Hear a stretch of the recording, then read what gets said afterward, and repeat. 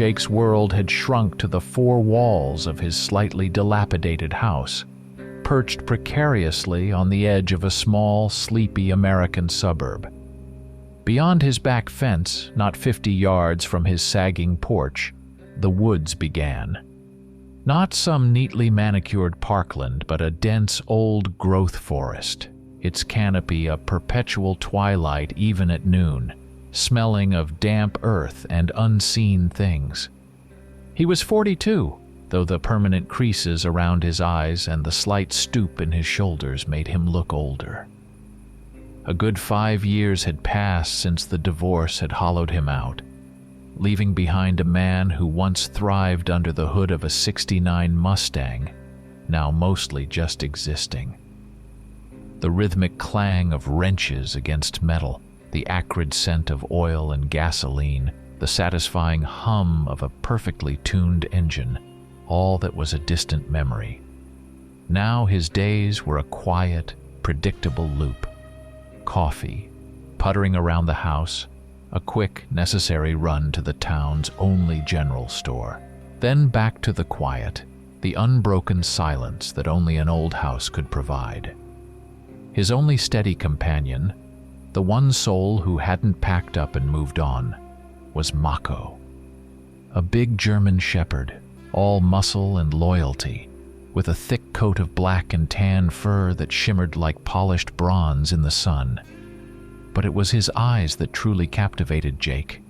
Deep, intelligent, a shade of dark amber that seemed to hold ancient knowledge. Mako wasn't just a dog.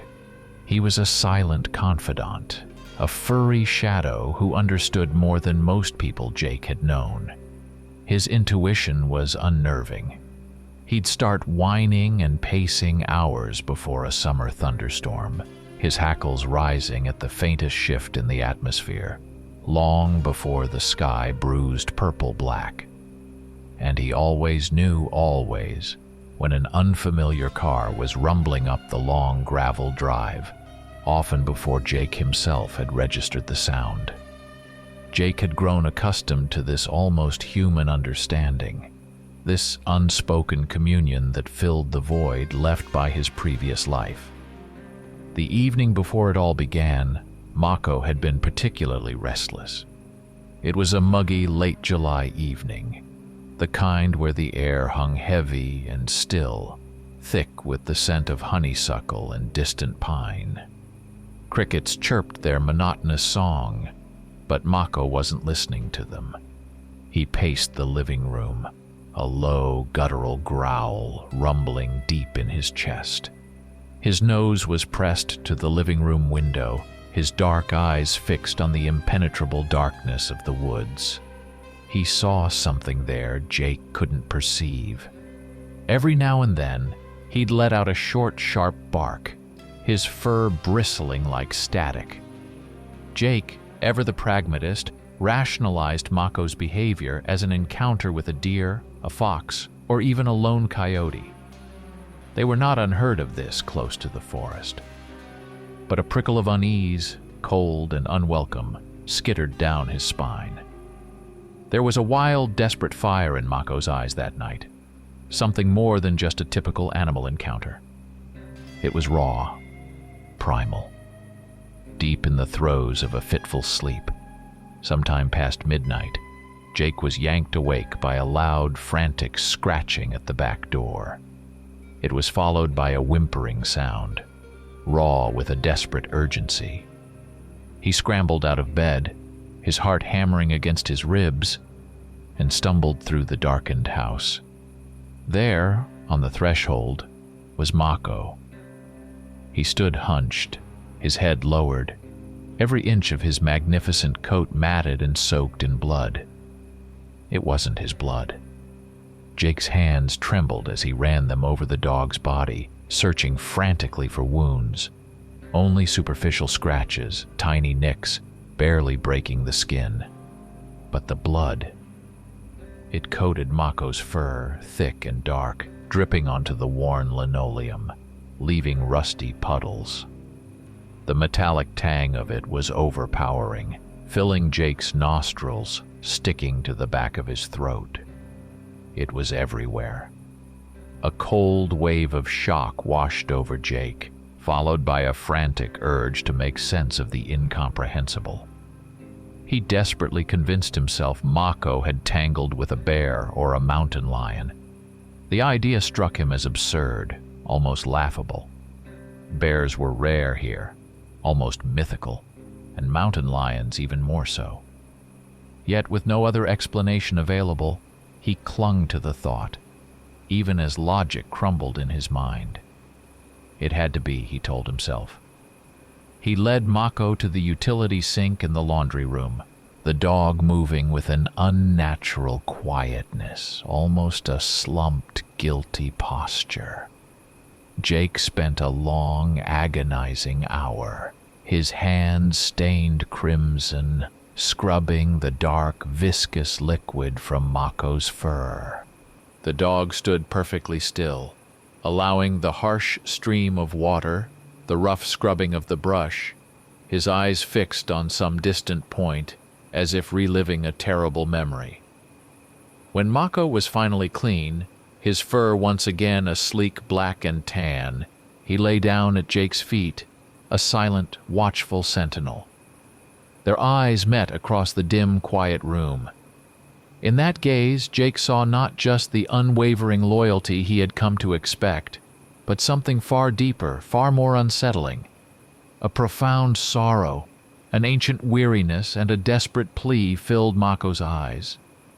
Mako tried with every fiber of his being to impart some terrible truth, to speak a warning his canine form could not utter. It was a look that bypassed rational thought and plunged a cold, sharp blade of premonition directly into Jake's soul. He shivered, despite the muggy heat of the night. Jake eventually returned to bed, but sleep remained a cruel, elusive promise. The image of the blood-soaked Mako was seared into his eyelids, playing on a loop every time he closed his eyes. The metallic scent still lingered in the air, a phantom stench.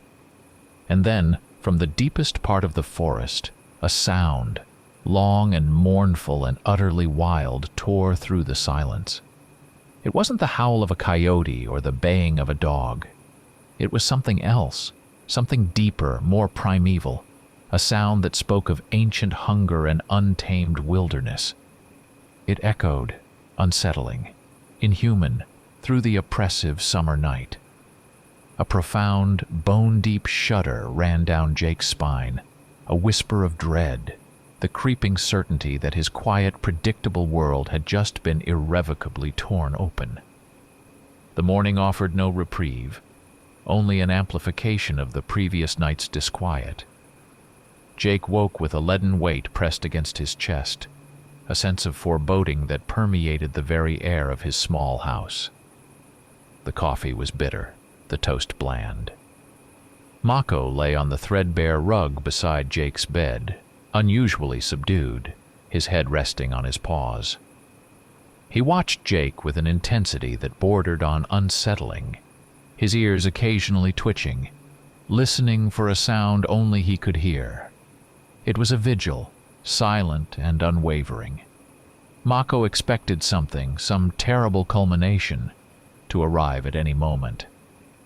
Jake, in his usual morning ritual, switched on the local news during breakfast, hoping for the mundane comfort of traffic reports or local weather. Instead, a wave of icy horror washed over him, seizing him with a physical chill that penetrated to his very bones.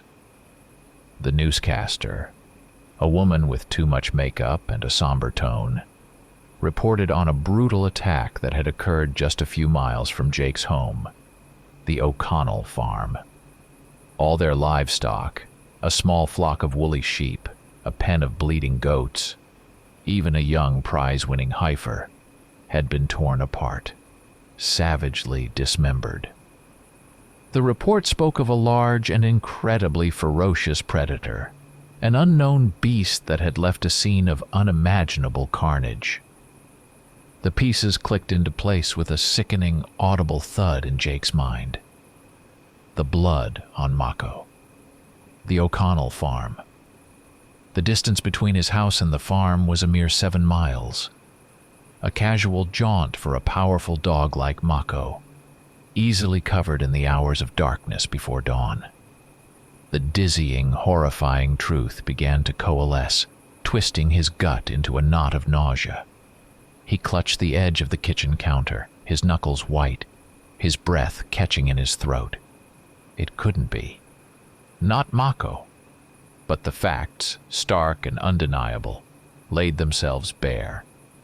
Mako, usually indifferent to the droning voices from the television, responded to the news with an almost human awareness.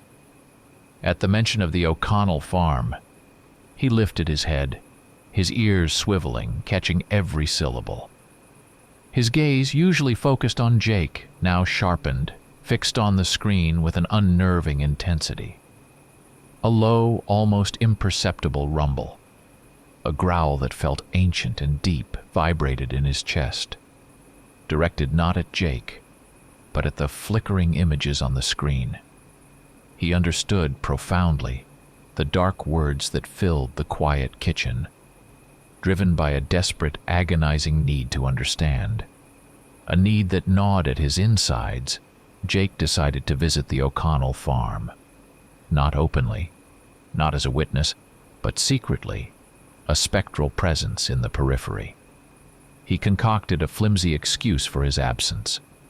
A trip to the hardware store for some obscure part.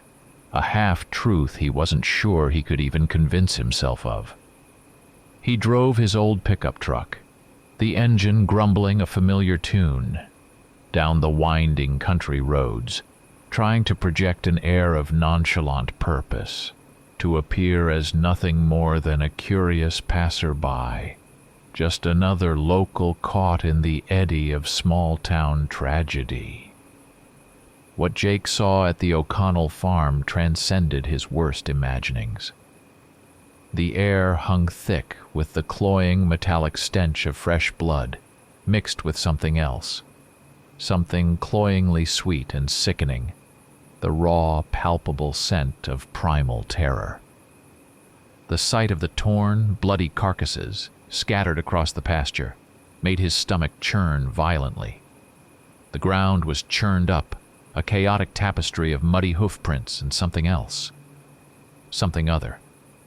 Deep gouges marred the earth, claw marks unlike any he had ever seen, too wide, too sharp, too deliberate for any known predator in these parts. He saw a deputy sheriff taking notes, his face grim, and a couple of grim-faced farmers, their eyes wide with a mixture of grief and fear. As he drove slowly past, a chill that had nothing to do with the cool morning air crept into his bones. He caught a glimpse of tracks that were impossibly large, the imprints of powerful claws, digitigrade. Not quite a wolf, not quite a bear, something else entirely. Returning home, the truck rattling over the gravel, Jake felt his heart constrict, an icy fist squeezing the life out of his chest. He glanced at Mako, who was curled up on the passenger seat, appearing utterly innocent, utterly peaceful in the soft morning light. But the horrifying whisper, first a faint breeze, now a chilling gust, grew louder in his mind. What if my loyal friend did this? What if he isn't just a dog? The question, unspoken and terrifying, hung in the air, a dark cloud gathering over Jake's already fractured world. The familiar landscape of his life was dissolving, replaced by a monstrous, terrifying uncertainty. With each passing night, the situation in Jake's quiet home and in his increasingly frayed mind deteriorated further. Mako developed a new, deeply unsettling habit. He began to disappear. Jake would wake in the small hours, usually around 2 or 3 in the morning, feeling a hollow absence beside his bed. He'd stumble to the back door, and there it would be. The dog door slightly ajar, a small rectangular portal into the unknown. Mako would be gone. He'd return only with the first blush of dawn, sometimes caked in mud, sometimes smelling faintly of pine needles and damp earth, but always, always, with that undeniable wild scent of something untamed, something that had been deep in the woods. Hunting. Jake's routine shifted, morphing into a grim, obsessive ritual. Every morning upon Mako's return, Jake would scrutinize him, his fingers tracing the dog's powerful frame, searching for clues. One morning he found a series of deep scratches along Mako's flank, long, ragged lines that spoke of a savage struggle. There were faint, almost imperceptible claw marks too, not quite Mako's own, tangled in the fur.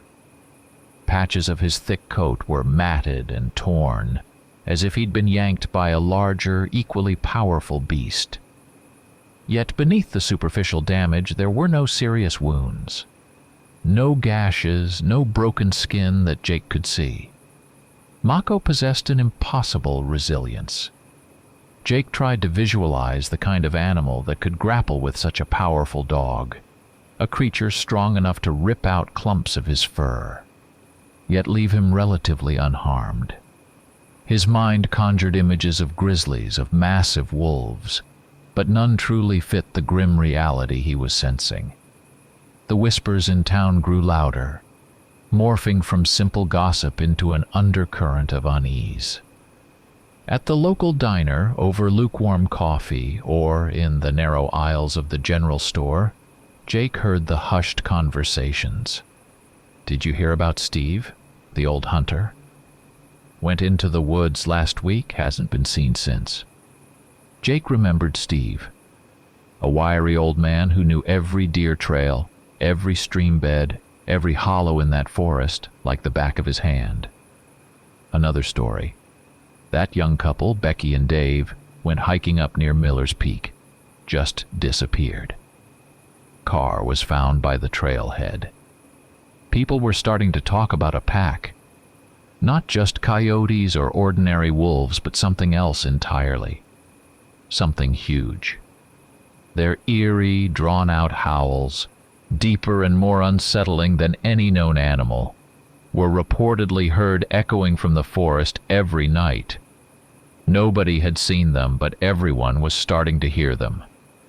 Jake's paranoia, a constant gnawing companion, reached a fever pitch.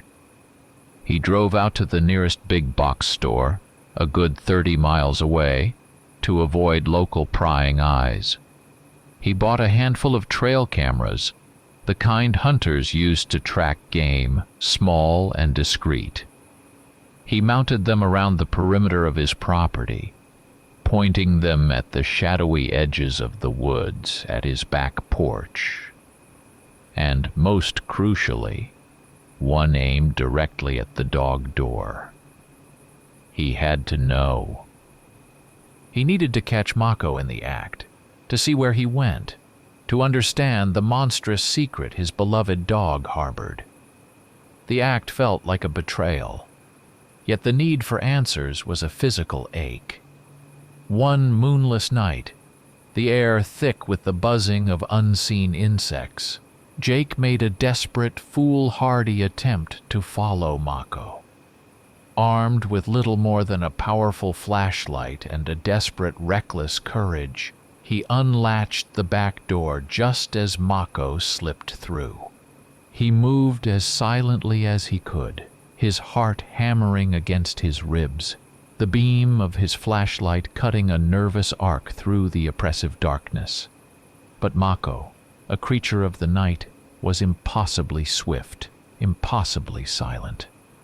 He was an elusive presence, melting into the dense shadows of the forest before Jake had taken more than 20 steps. Jake stood alone, the profound silence of the woods pressing in on him. Then, a shiver, cold and sharp, raked down his spine. He felt it, a distinct, chilling sensation. He was being watched. He spun around, the flashlight beam dancing wildly, but saw nothing. Only the swaying branches, the impenetrable wall of leaves. Cold sweat beaded on his forehead, his breath hitched. he was not the hunter here. The fear, a constant companion now, drove Jake to the local library, a small brick building smelling of old paper and dust. He delved into the archives, poring over brittle yellowed newspapers, ancient local histories, obscure folklore collections. He spent hours, days, lost in forgotten tales. And then he found them. Vague, unsettling legends of forest folk, half men, half beasts, primordial beings rumored to have lived in these very woods for centuries, emerging from their hidden lairs to hunt under the full moon. Some of the details, the descriptions of their ferocity, their cunning, their strange cries, resonated with a terrifying accuracy, chillingly mirroring the escalating events unfolding around him. The rational world was fading, replaced by something ancient and monstrous. Mako's daytime demeanor was becoming increasingly wild, more alert. He'd snap at every rustle of leaves, every distant chirp, his low growl a constant undercurrent. His eyes, now permanently fixed on the shadowy boundary of the woods, darted back and forth, ears perpetually swiveling, straining to catch every imperceptible sound. He became Jake's constant shadow, his powerful body always close, often nudging him, as if instinctively trying to shield him from some unseen, encroaching threat. Jake felt a profound shift in their relationship. Mako wasn't just his dog anymore. He was something far older, far more dangerous, a creature caught between two worlds, and fiercely loyal to one of them. The realization was both comforting and terrifying. The hidden cameras, Jake's desperate bid for answers, offered a truth far more horrifying than he could have ever imagined. He sat hunched over his laptop in the dim glow of the kitchen, nursing a cold cup of coffee, his eyes bleary from lack of sleep. Most of the footage showed nothing but the ordinary: an empty yard, the sway of trees in the wind, a lone deer picking its way through the undergrowth. But then, on the recording from the camera aimed at the edge of the woods, he saw it. Quick, blurred flashes of movement, too large, too fast for any known animal. Shadows rippled and distorted, gone before they could be fully perceived. And then, the critical clip. The one that made Jake's breath catch in his throat, a cold fist clenching around his heart. Mako, trotting purposefully towards the dog door, disappearing into the dark. And in the very next frame, barely a millisecond later, a dark, indistinct figure, much taller, much broader, sprang from Mako's vanishing point, then hurtled into the forest with impossible speed. The image was grainy, indistinct, but undeniable. Mako. Gone. Something else. In his place. Jake's world, already teetering, finally plunged into the abyss. Mako's aggression towards strangers escalated from protective to something bordering on primal. The mail carrier, a friendly woman named Barb, now approached the house with visible apprehension, her hand hovering over her pepper spray. A neighbor, an elderly man who often walked his own terrier past Jake's property, now gave the house a wide berth, crossing to the other side of the street. Anyone who dared to venture near Jake's property was met with a low, rumbling growl, a deep, guttural sound that vibrated from Mako's very core.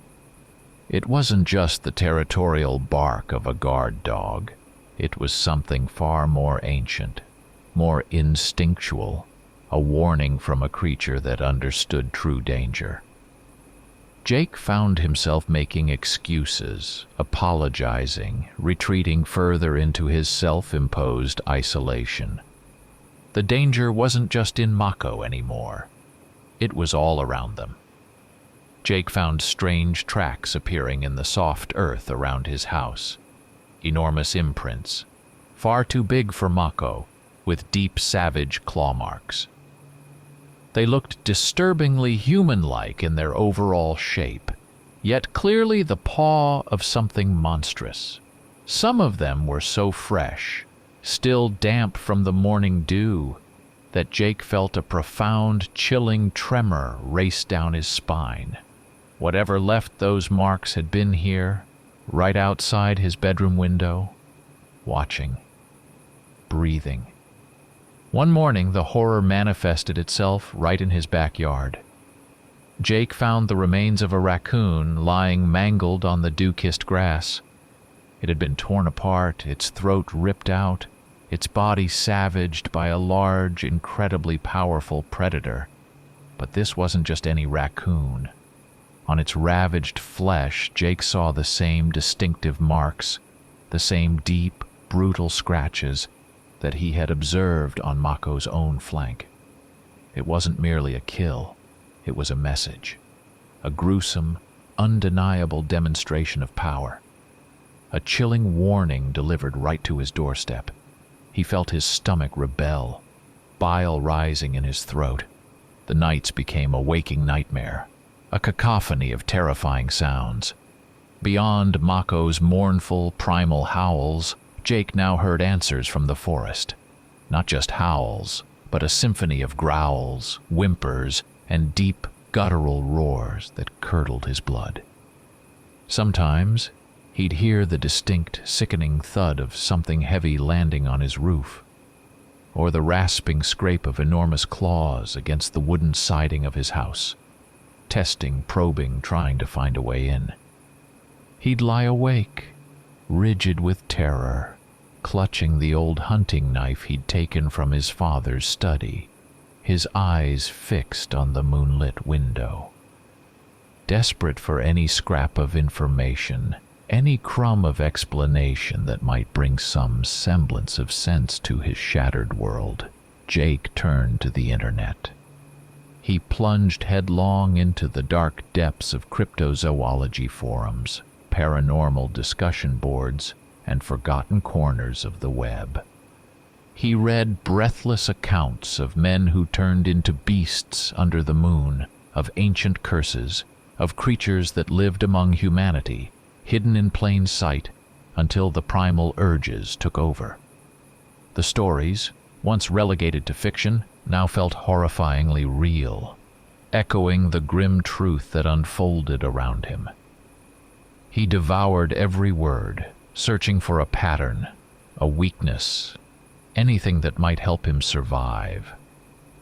The calendar hanging on his kitchen wall, a gift from his ex-wife before their world had imploded, seemed to mock him. The red circle marking the next full moon loomed, growing closer with each agonizing tick of the clock. With every passing night, Mako became more agitated, more restless. His eyes, usually so clear and expressive, now flickered with a strange, feral luminescence in the dark. His energy seemed almost palpable, a contained storm just waiting to break loose. Jake felt it in his bones. The approaching night of the full moon was the tipping point, the night that shattered everything and brutally, definitively revealed the truth. The air hummed with a dread so thick, it was almost a taste. Jake's world had become a shrinking fortress of paranoia and self-imposed isolation. He stopped answering his phone, letting calls from concerned neighbors and distant relatives go to voicemail, then deleting them unread. He declined invitations, avoided the grocery store until absolutely necessary, always after dark, wearing a hat pulled low, his eyes constantly scanning. He couldn't trust anyone anymore. The fear that someone might discover his terrible secret, or worse, become the next anonymous victim, was a suffocating shroud. He felt like a prisoner in his own home, caught between the encroaching horror of the forest and the monstrous, undeniable truth about his faithful companion. Sleep, when it came, was no escape. Jake was plagued by nightmares, vivid and terrifying. He found himself in the forest, always alone, surrounded by towering, ancient trees. Shadows, impossibly swift and silent, moved between the trunks, just beyond the reach of his sight. Then Mako would appear, but his eyes glowed a malevolent arterial red, and his once familiar muzzle was contorted into a mask of pure, unadulterated fury. Jake would wake with a choked gasp, his sheets tangled, his body drenched in a cold sweat, his heart hammering like a trapped bird. These dreams left him utterly drained, his spirit further eroded by the relentless psychological assault. Mako's behavior grew increasingly strange, almost ceremonial. He began to bring Jake peculiar gifts. Sometimes it was a dead mouse meticulously placed on the welcome mat, its tiny body intact. Other times it was a sturdy branch, snapped clean in a way that was unnaturally precise, or a clump of unusual fur, not Mako's own, left at Jake's feet. At first, Jake dismissed them as typical canine offerings. But as the fear intensified, a chilling realization dawned. These weren't mere trophies. They were attempts. Mako was trying to communicate, to warn him, to impart some fragmented piece of information through these macabre tokens. Each gift was a whisper of a deeper, more brutal reality. One afternoon, as Jake was nervously puttering in his overgrown garden, trying to distract himself by pulling weeds, he heard it. A low, guttural growl, rough as sandpaper, directly from the dense thicket of blackberry bushes at the edge of his property. He froze, his gardening trowel clattering to the ground. He spun around, his eyes frantically scanning the shadows. 2 points of light, twin embers of burning gold, gleamed from the depths of the foliage. Eyes, watching him. In the next breath, they vanished, as if they had never been there at all. It was the first explicit manifestation of the pack on his own land, beyond Mako's clandestine movements. An icy, paralyzing dread seeped into Jake's bones, turning his blood to slush. They weren't just in the woods anymore. They were here. The garden incident spurred Jake into a frenzy of defensive measures. His house, once a sanctuary, became a fortress, a desperate barricade against the encroaching darkness. He nailed thick plywood over every window, turning the daylight rooms into gloomy, claustrophobic caves. He reinforced the doors with heavy bolts and deadlocks, securing them with lengths of thick chain he found in his father's old tool shed. He bought several powerful floodlights, angling them to cast stark, unforgiving illumination across the darkest corners of his yard. He even began setting crude traps around the perimeter, tripwires attached to hanging pots and pans, a futile, pathetic hope for an early warning system. During one of his brief, tense walks with Mako along the fence line bordering the forest, walks that now felt less like leisure and more like reconnaissance, Jake noticed something new and profoundly disturbing. Strange, deep scratches marred the bark of the ancient oak trees. They weren't random. They were arranged in disturbing patterns at varying heights, left by something capable of standing upright, reaching far higher than any bear. In several places he saw distinct claw marks, terrifyingly similar to the ones he'd found on Mako's fur, but far, far larger. The unmistakable imprint of a bipedal, monstrous predator. His breath hitched. The camera footage wasn't a trick of the light. As night descended, painting the world in shades of charcoal and indigo, the sounds from the forest intensified, changing subtly, chillingly. It wasn't just the howls anymore, though those were still frequent and haunting. Now, Jake heard something that sounded like a low, guttural conversation. A chorus of growls, snarls, and clicks, many throats discussing something in their own alien, ancient tongue. The air around his house felt heavier, thick with an unseen presence. The sensation of being watched, of unseen eyes constantly tracking his every move, intensified, becoming an almost unbearable weight on his soul. The whisper of the pack was now a chorus, surrounding him, pressing in. The full moon, a luminous, malevolent orb, climbed high into the inky summer sky. Its light, sickly and cold, spilled through the gaps in Jake's makeshift barricades, casting long, dancing shadows across his living room.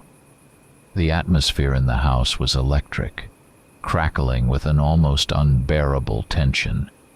Mako was barely recognizable as the calm, steady companion Jake knew.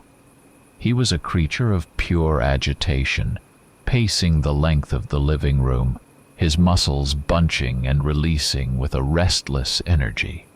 His breathing was heavy, ragged, coming in short, choked gasps that sounded like sobs.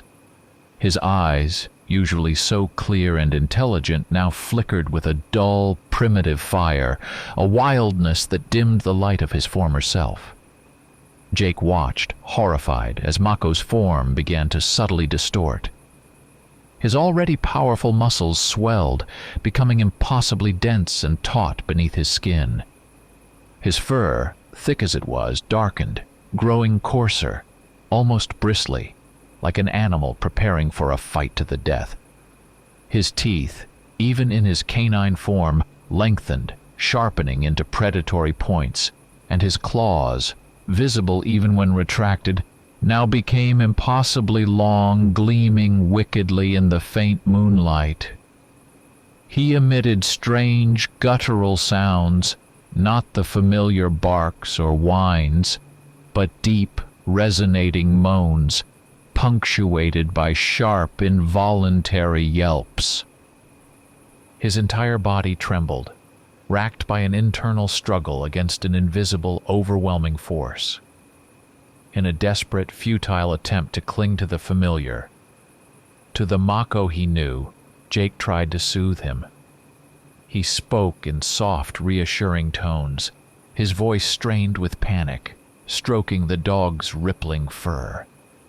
He even tried to administer a strong sedative crushed into a glob of peanut butter, but Mako recoiled, a low, warning snarl rumbling in his throat.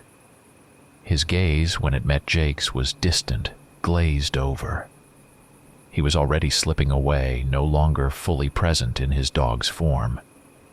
It was a terrifying realization. Mako was already gone, or at least beginning to leave. From the depths of the ancient forest, a sound ripped through the night, a long, drawn-out howl that was not just primal, but undeniably hungry. It was a call that resonated with an ancient, terrifying power, and Mako reacted to it with violent urgency. He whimpered, a sound of profound distress, and then threw his enormous body against the back door, scratching, clawing, tearing at the wood with a desperate, frantic strength that seemed beyond his physical capabilities. Jake could feel the door groan and strain on its hinges. He knew with a certainty that chilled him to the bone that it was a summons, a primal call to which Mako, now fully possessed by an ancient instinct, could not refuse to answer. Despite Jake's frantic, desperate efforts to restrain him, Mako broke free. Jake lunged, trying to grab his collar, but the powerful dog, moving with an impossible speed and agility, slipped past him. He shot through the dog door, a dark, fleeting blur, and then vanished into the moon-drenched shadows of the forest. Jake stood alone, breathless, terrified, and utterly hollowed out, watching as his loyal, beloved friend, now a creature of raw instinct and terrifying power, disappeared under the mocking glow of the full moon. Jake collapsed onto the cold linoleum floor, the sound of his own ragged breathing filling the cavernous silence of the house. He was alone, utterly alone in the suffocating darkness. He strained his ears, listening for every sound from the forest. Distant, guttural howls, the tearing, rending sounds of conflict, the sharp, terrifying yelps, and then a profound, all-encompassing silence, a terrible hush that seemed even more menacing than the preceding cacophony. He knew with a bone-deep certainty that something irreversible, something monstrous was unfolding in the primeval darkness of the woods. The world as he knew it was gone. Fear and utter despair warred within Jake's shattered mind, a brutal internal conflict. He could stay here, cowering in the darkness, waiting for what might come, or he could confront it. He couldn't live with the gnawing uncertainty, the horrific questions that plagued his every waking moment. A new resolve, cold and hard, settled in his chest. He stood up, his legs shaky but determined. He found his most powerful flashlight, a heavy-duty model with a piercing beam. He unsheathed the old hunting knife he'd taken from his father's study, its cold steel a faint comfort in his trembling hand. And despite the paralyzing terror that threatened to consume him, Jake pushed open the reinforced back door and stepped out into the night, intent on finding Mako, on finally, definitively, knowing the truth. The dark woods beckoned. Jake moved through the oppressive darkness of the forest, each step a testament to sheer, unadulterated terror. His heart hammered a frantic rhythm against his ribs, a frantic bird desperate for escape. The skeletal fingers of the tree branches, stripped bare by the summer drought, reached for him, twisting into grotesque shifting monsters in the moonlit gloom. Every rustle of leaves, every snap of a twig, made him jump, sending a fresh wave of ice through his veins. He called Mako's name, his voice a hoarse whisper, but his only answer was the mocking echo of his own fear, swallowed by the immense malevolent silence of the woods. He found Mako in a small clearing, bathed in the eerie silver light of the full moon. The dog was on all fours, but his powerful body was racked with violent tremors, his muscles clenching and releasing in grotesque spasms. Jake watched, horrified and mesmerized, as Mako's already massive form began to swell, to distort. His muscles rippled and bulged beneath his skin, growing impossibly dense. His thick fur seemed to lengthen, to darken, taking on a coarse, wiry texture. His bones began to shift, to crack with sickening, audible pops, reshaping themselves beneath his straining flesh. This was no ordinary dog, no animal in mere distress. Then, under the full, cold gaze of the moon, the impossible occurred. Before Jake's horrified eyes, Mako began to transform, his spine elongated, his powerful back arching, stretching as his body slowly, painfully straightened. He rose, shuddering onto two legs, his hind limbs thickening into powerful digitigrade forms. His muzzle, once so familiar, stretched and distorted, morphing into a grotesque hybrid of wolf and man, his teeth becoming impossibly sharp, his gums receding, his claws, already long, now extended further, becoming wicked, obsidian-sharp daggers at the end of his monstrous paws. From beneath his skin, coarse dark hair erupted, sprouting in thick tufts across his body, his face, his limbs. Jake stood frozen, unable to breathe, barely able to contain the raw, primal scream that clawed at his throat. Before him stood a creature from nightmares. The monstrous creation that now stood before Jake was a terrifying tableau. towering bipedal, its massive form covered in thick, dark fur, its muscled limbs ending in razor-sharp claws.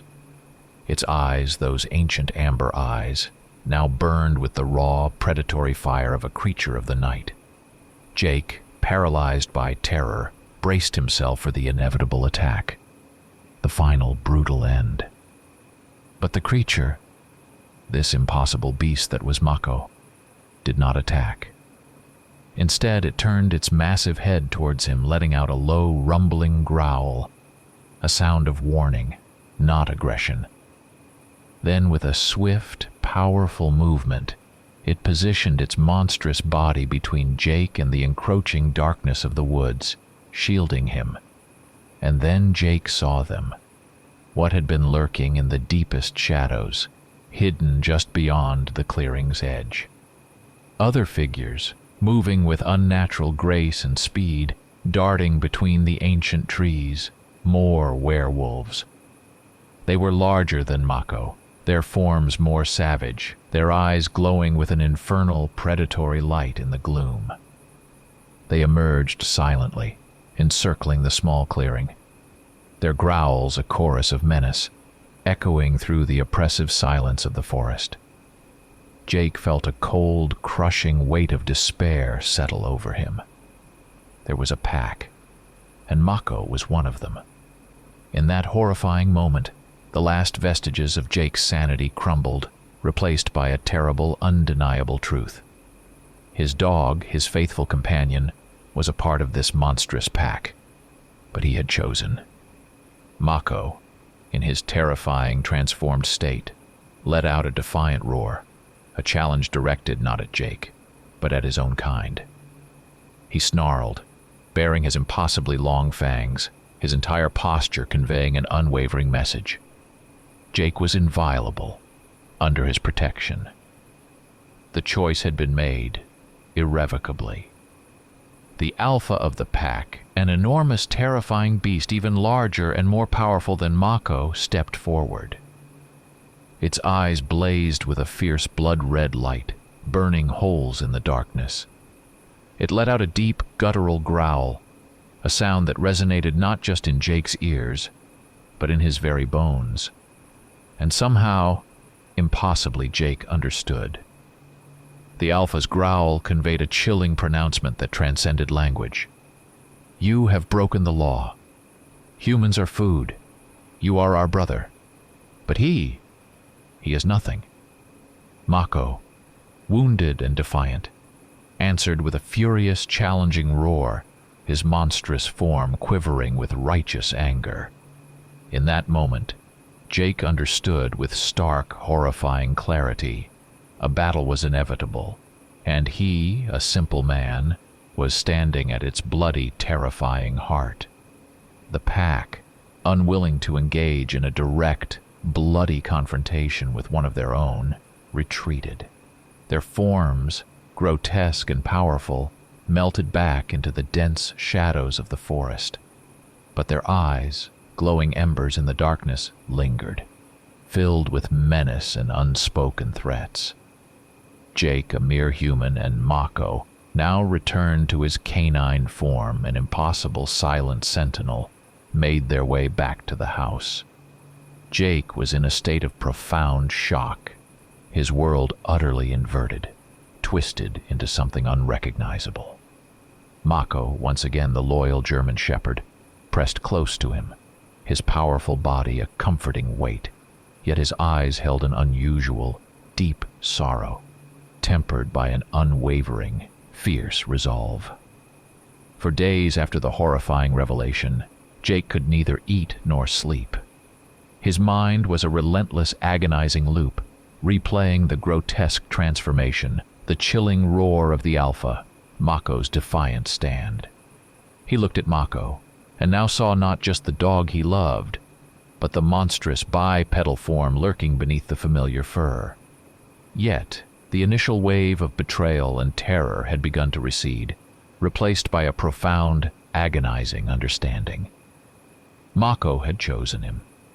He had defied his own kind, their ancient laws, for the sake of their bond. It was a loyalty so fierce, so absolute, that it brought tears to Jake's eyes, even as the terror continued to gnaw at his sanity. The pack, it became clear, was not simply retreating. They were beginning a new kind of hunt, a psychological siege, designed to wear Jake down, to break him. From that moment, Jake felt their constant presence. Hidden footsteps in the dry leaves just beyond his property line, the fleeting glimpse of shadows darting between the trees at the farthest edge of his sight, the chilling sensation of unseen eyes constantly watching his every move. His home, once a refuge, now felt like a glass cage. Driven by a desperate primal urge to survive, Jake fortified his house to the absolute limit of his abilities. He barricaded every window with heavy planks of scavenged wood, nailing them into the frames with furious, trembling hands. He installed additional reinforced locks on all the doors, heavy-duty deadbolts that clicked with a metallic finality. He gathered every conceivable item that could be wielded as a weapon. Hammers, kitchen knives, sturdy lengths of pipe, even a rusty, blunt axe from the shed. Then, with a grim determination, he retrieved his father's old hunting rifle from the dusty attic. It was a well-maintained rifle, a relic from a simpler time. He cleaned it meticulously, the smell of gun oil sharp and oddly comforting, understanding with chilling clarity that his life now depended on his to fight, to kill if necessary. Mako, in his quiet, watchful way, became Jake's most invaluable ally. He moved with an almost preternatural awareness, constantly scanning the perimeter, his nose twitching, his ears swiveling. He would nudge Jake, a low, urgent whine in his throat, subtly guiding him to a weak point in their defenses, a spot where the boards weren't quite secure.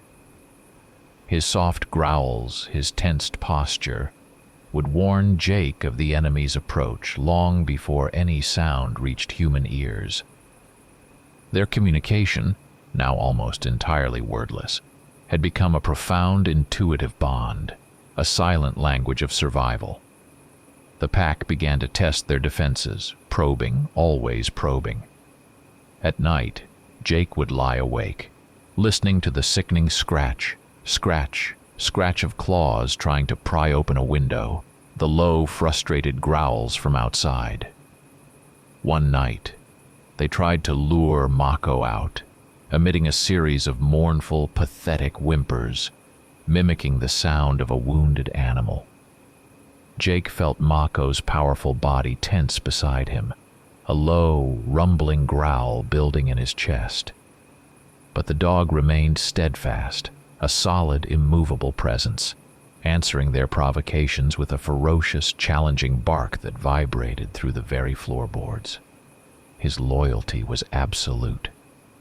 The pressure intensified with each passing day, each agonizing night. The sounds from the forest, the low, guttural roars and chilling howls, grew steadily closer, more frequent, more menacing. The silence, when it fell, was thick with dread, a heavy blanket that smothered any hope. Jake felt it in his bones, a cold, undeniable certainty. It was only a matter of time.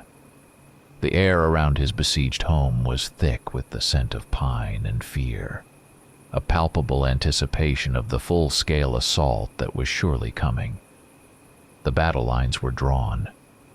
The house hummed with a preternatural quiet, a stillness that preceded the storm. Jake moved with a grim, methodical efficiency, checking every last detail of his defenses. He ran his hand over the reinforced boards on the windows, testing their stability, listening for any telltale creak. He checked the bolts on the doors, pulling them hard, ensuring they held firm. The living room, stripped of its sparse furniture, was now an arsenal. Ammunition for the rifle lay neatly stacked beside him, boxes of rifle rounds gleaming brass. Improvised traps, Tripwires strung with rusty bells and heavy, clattering kitchen utensils were positioned strategically inside, designed to slow or stun anything that might breach the perimeter. Every corner, every shadowed recess had a purpose, a potential for defense. There were moments, long and agonizing, when a crushing despair threatened to overwhelm Jake. He'd stare blankly at the scarred walls, the barricaded windows, and feel a profound, aching hopelessness. It was just him. One man against an ancient, impossible horror. But then he'd look down at Mako, who lay at his feet, always watchful, always alert, his head occasionally lifting to scan the gloom, his breath a soft, rhythmic comfort. In Mako's unwavering presence, in the silent, resolute loyalty that shone from his amber eyes, Jake found a renewed, fierce determination. He wasn't alone. Not truly. This battle, no matter how impossible, was shared. The full moon, a silent, malevolent witness, hung high in the sky, casting a spectral glow through the narrow cracks in the plywood. Its light, sharp and unforgiving, illuminated the ghostly silhouettes of the surrounding trees, transforming them into skeletal sentinels. The air within the house was thick with tension, palpable as a physical weight, pressing down on Jake's chest. This was it, the final night of waiting. Jake and Mako, two unlikely allies, prepared themselves, their bodies tense, their senses hyper-alert for the inevitable. The silence was not peaceful. It was a coiled, predatory thing. Jake saw them now. Not just imagined shadows or fleeting glimpses. Silhouettes, distinct and menacing, moved along the tree line bordering his property. They made no attempt to conceal themselves, their hulking forms visible against the moonlit woods. It was a deliberate display, a psychological assault designed to intimidate, to break his spirit before the physical attack even began. Their howls, low and guttural, resonated through the stillness, no longer just a warning, but a chilling battle cry, an ancient call to arms that raised the hairs on Jake's neck.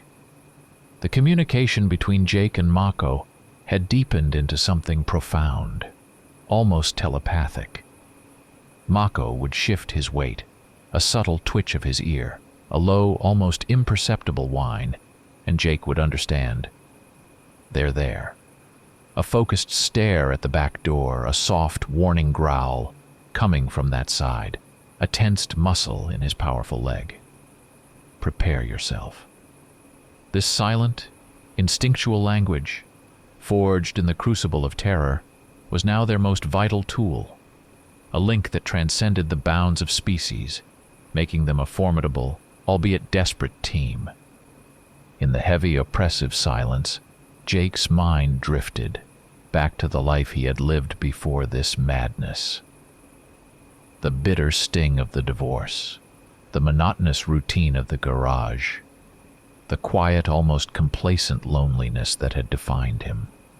He realized with a startling clarity that this battle, horrific as it was, had injected a strange, brutal purpose into his existence.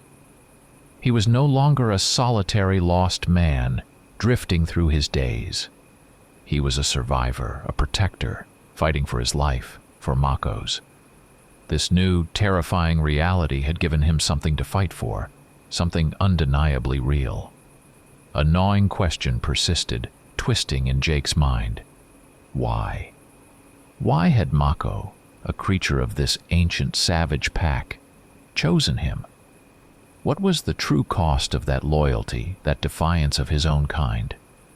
He understood then, with a profound ache in his chest, that this battle was not just for his own survival. It was for Mako's freedom, for his right to choose. It was a fight against the very nature of the pack, who saw Mako as a traitor, a blasphemer against their ancient law. The tension stretched thin, ready to snap. The assault began not with a subtle shift in the wind or a single exploratory growl, but with a sudden deafening fury that exploded from the forest. Dozens of shadows, darker than the night itself, erupted from the tree line, a wave of raw, predatory power. They surrounded the house in a heartbeat, their guttural growls merging into a single monstrous roar that vibrated through the very foundations of Jake's home, rattling the windows, making the floorboards tremble beneath his feet. With a primal ferocity, they launched themselves at the doors and windows, a relentless, churning tide of muscle and claw, intent on breaching the fragile sanctuary. Jake, his hands trembling, but his resolve hardened by terror, unleashed a volley of fire from his rifle. He'd cut small, chest-high firing ports into the barricaded windows, and through these narrow slits, he aimed into the chaos. The loud reports of the rifle shattered the night, echoing like cannon fire, but they only infuriated the beasts further. He saw his heavy-gauge bullets connect, striking the hulking forms of the werewolves. They would stumble, momentarily staggered, a guttural yelp escaping their throats, but none fell. None stayed down. Their resilience was terrifying, their numbers overwhelming. With a heart-wrenching whine, a sound of desperate defiance, Mako burst out of the back door, transforming mid-leap. His body lengthened, muscles bulging, fur thickening, teeth elongating. His werewolf form, terrifying in its raw power, was revealed in all its monstrous beauty. He moved with impossible speed, a blur of fur and fangs, launching himself into the thickest part of the melee.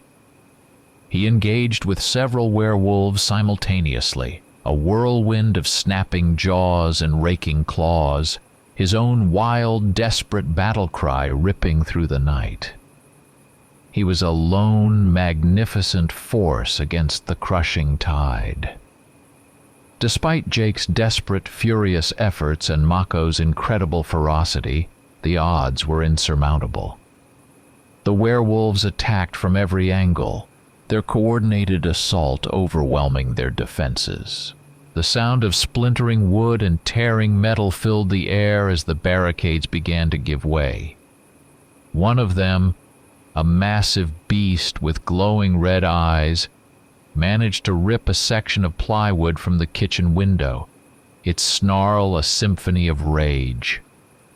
Jake, armed with his hunting knife and a heavy, rusty wrench, was forced into a series of desperate close-quarters skirmishes, fighting for every inch, knowing he couldn't last much longer.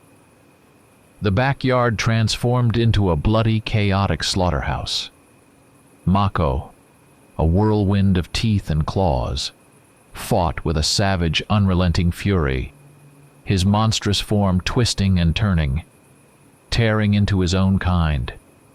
He moved with an intelligent strategy, always placing himself between Jake and the most immediate threat, covering his human companion, taking the brunt of the pack's relentless attacks. Blood, warm and slick, splattered the ground, mingled with the screams of frustrated beasts and the terrified, ragged cries of Jake. The air grew thick with the metallic tang of it. Then, a massive werewolf, larger and more savage than the rest, crashed through the already weakened back door. It was the Alpha. Jake barely managed to throw himself aside, the heavy wrench clattering from his hand as the monstrous creature thudded into the confined space of his kitchen.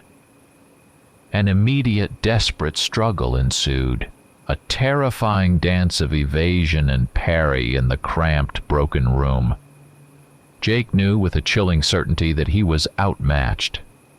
His small knife was a pathetic defense against such raw, overwhelming power.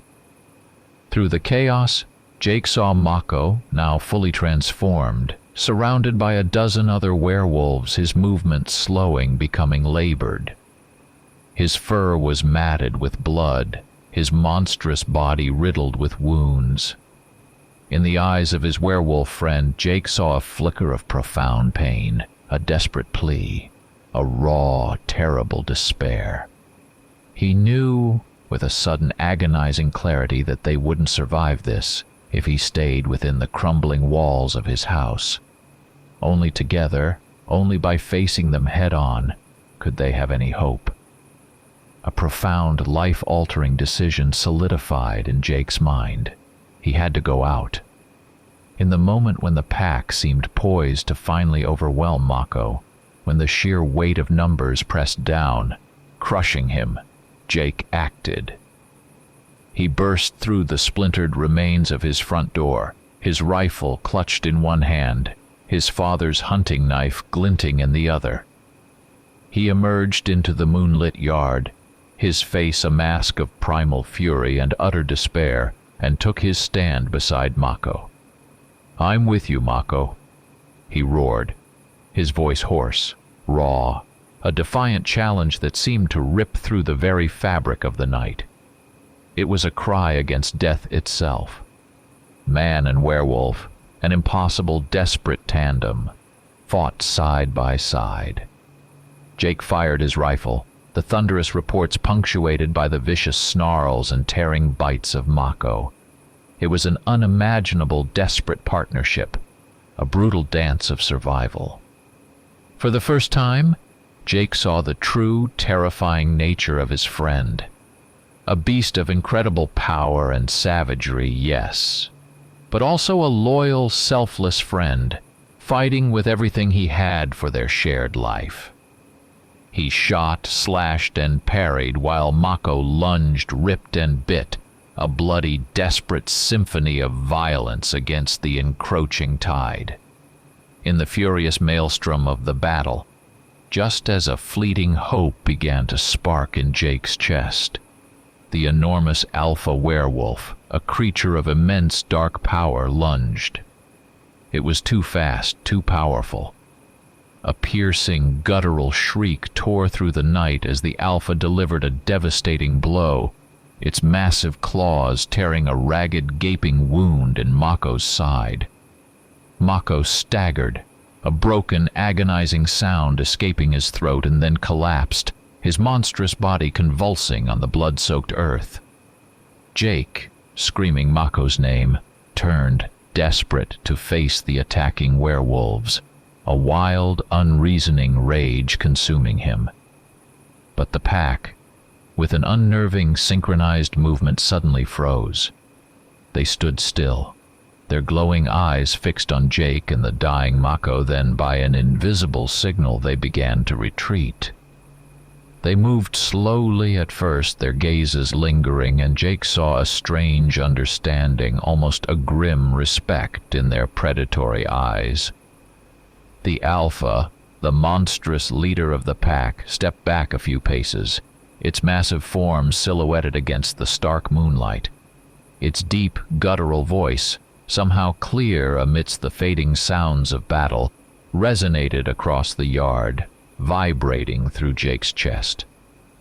"He is not a traitor," the alpha proclaimed, its words a chilling, ancient decree. "He protected you because you are his pack. And if you survive this, then you have earned the right to live among us."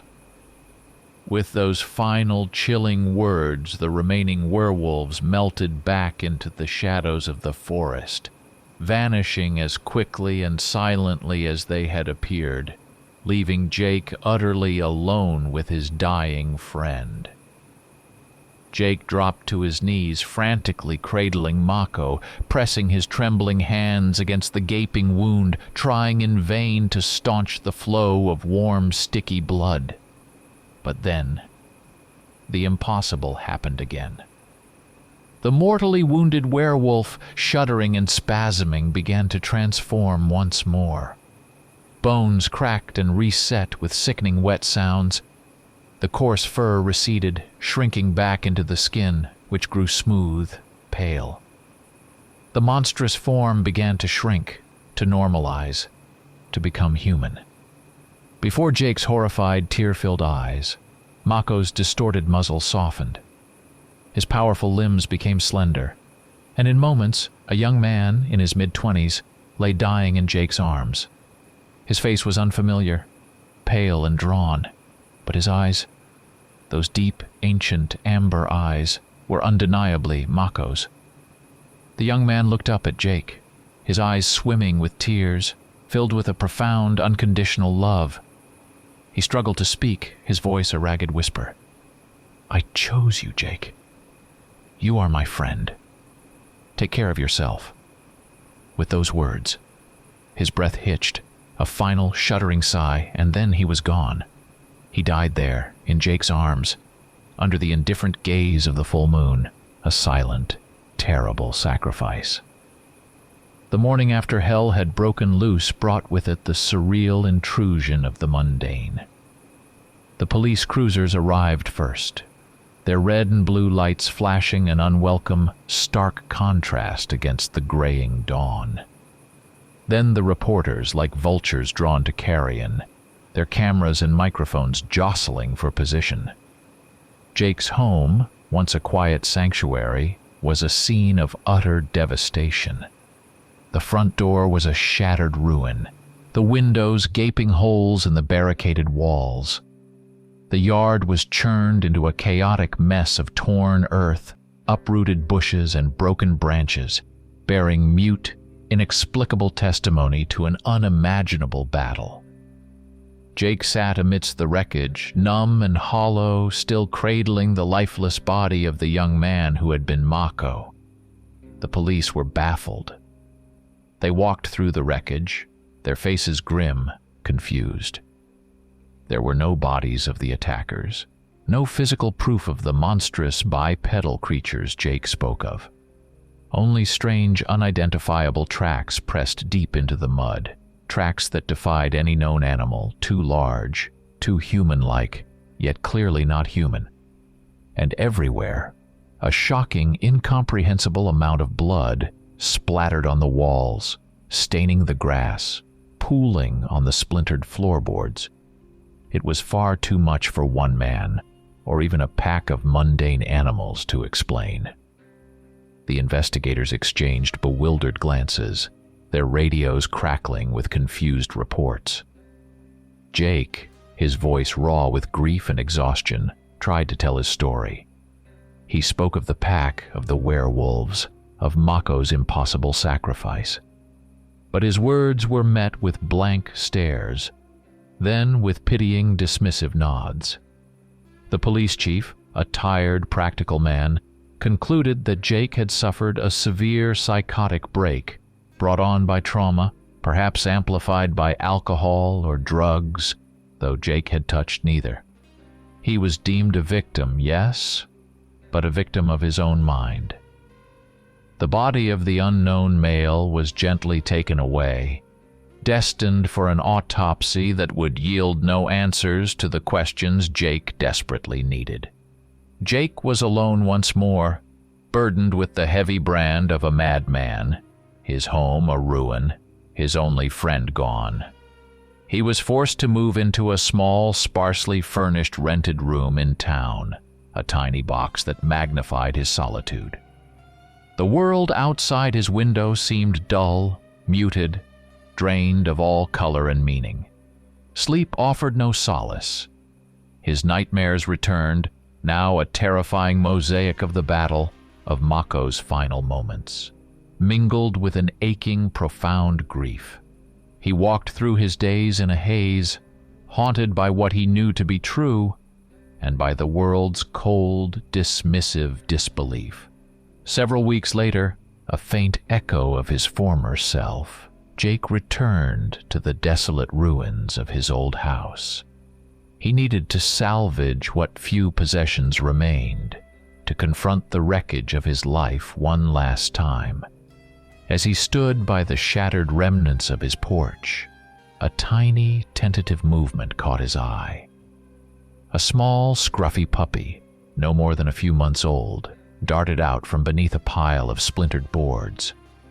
It was a German shepherd, its fur a mix of black and tan, the spitting image of a miniature Mako. The puppy didn't shy away, didn't cower. Instead, it walked directly towards Jake, its bright, intelligent eyes fixed on his. Jake knelt, his knees cracking. The puppy padded softly to him, nudging his hand with its damp nose, and in its eyes, as he looked deep into them, Jake saw it. The same penetrating, profound gaze, the same ancient wisdom, the same startling intelligence that had shone from Mako's amber eyes. It was unmistakable. A chill, both terrifying and oddly comforting, traced a path down Jake's spine. Jake scooped up the tiny, trembling creature, holding its small, warm body close. In that moment, he understood with a bone-deep certainty. The story was far from over. This puppy was Mako returned, a living testament to their bond. His life, fractured and terrifying, had found a new, terrifying purpose. The cycle, ancient and inexorable, had merely begun again. Jake felt the tiny heartbeat against his chest. A new friend, a new potential curse, a new fragile hope. He was ready. He had to be.